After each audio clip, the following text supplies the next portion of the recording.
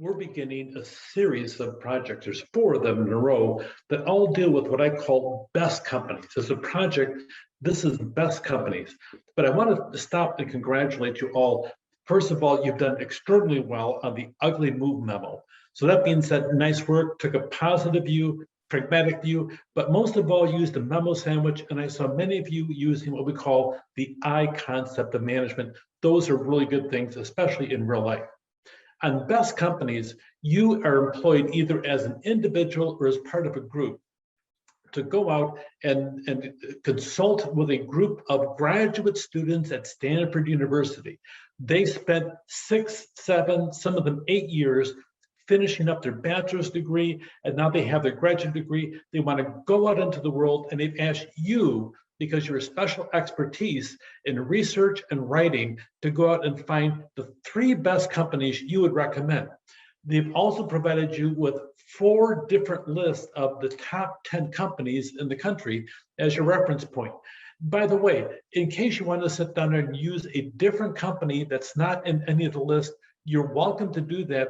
Make certain it's a reputable company and it's solid, and especially one, let's say Tesla is not on any of the list that we have, but they might want to work at Tesla. But sometimes the data to find information on salary schedules can be difficult. You're supposed to find 6 things actually on each one of the companies you're going to research, because you're recommending 3 companies out of the list that we have or something different. One of them is compensation. Another one is comparable on time off, perks that they have, benefits, and the overall schedule, and also the chance for professional growth. You're going to balance those 6 components between all of them.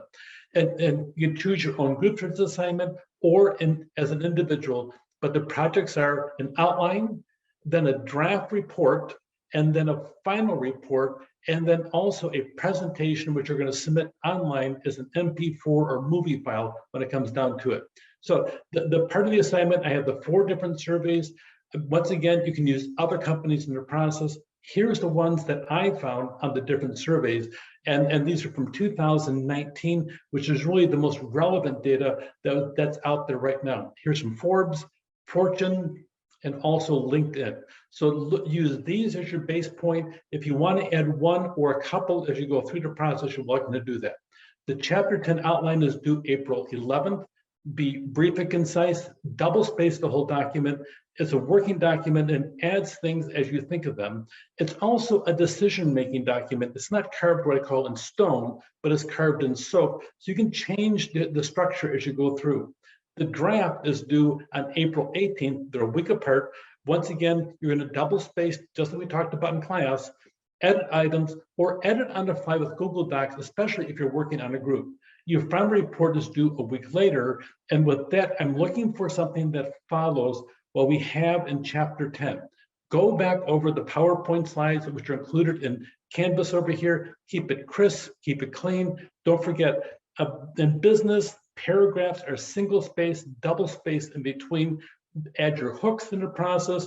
Go through the exact format. You have a format pages to use there as also.